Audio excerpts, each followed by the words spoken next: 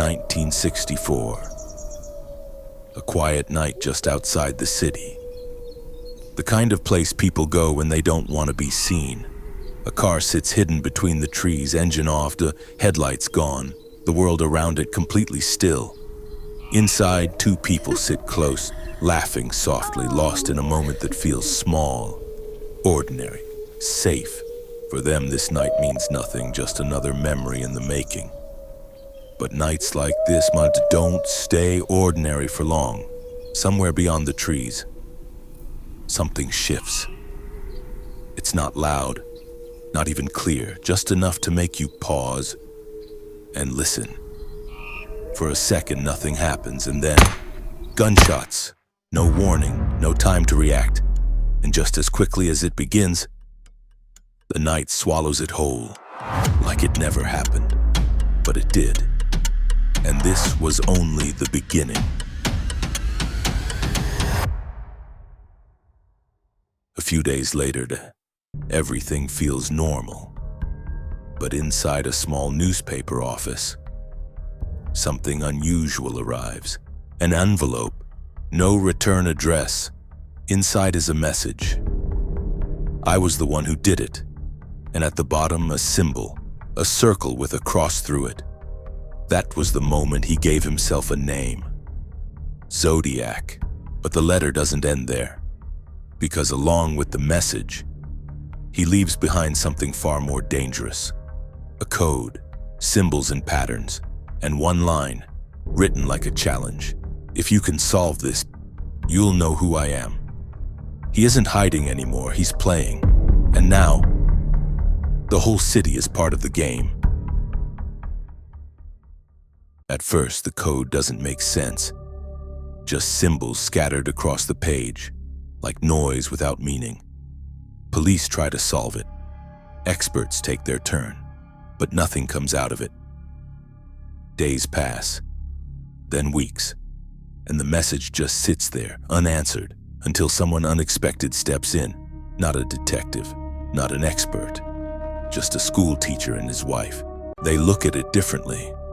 Not as a puzzle, but as a pattern. Slowly, carefully, letters begin to form. And then, it starts to make sense. What they uncover isn't a name, it's a message. I like killing people, because it is so much fun. There's no fear in those words, no hesitation, just something deeply wrong. By now, the entire city knows his name, Zodiac. The letters, the codes, the killings, they're everywhere. People lock their doors earlier. Couples stop going out at night.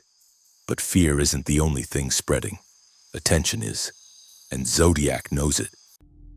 Because now, he's getting closer. One night, a phone rings. A calm voice answers on the other end. Steady, controlled, almost casual. I want to report a murder. He gives details. Things only the killer would know. And then, he hangs up. No trace, no identity, just a voice. Calling the police, calling the media, demanding to be heard at one point. Even a live television show. Millions are watching, and somewhere, in the dark, he's watching too. I am the Zodiac. But no one can prove it. And that's what makes it worse. Because now that he doesn't have to, he could be anyone. Someone you pass every day on and never notice. 1974. The last letter was received. Zodiac claimed to have killed 37 people. And then, it stops. No more letters. No more calls. No more messages hidden in symbols. The noise disappears. Days pass. Then weeks. Then months. But something isn't right. Because this isn't how it ends. Killers don't just stop. Investigations continue. Suspects come and go. But nothing ever sticks. No arrest, no answers. Just theories. And over time, the case becomes something else. Not an investigation, but a mystery, something unfinished. Something that refuses to go away. Years pass, and the world moves on. New crimes, new headlines. The name Zodiac slowly fades into history, but one question never does. A man who wanted attention, who wrote letters, who called the police.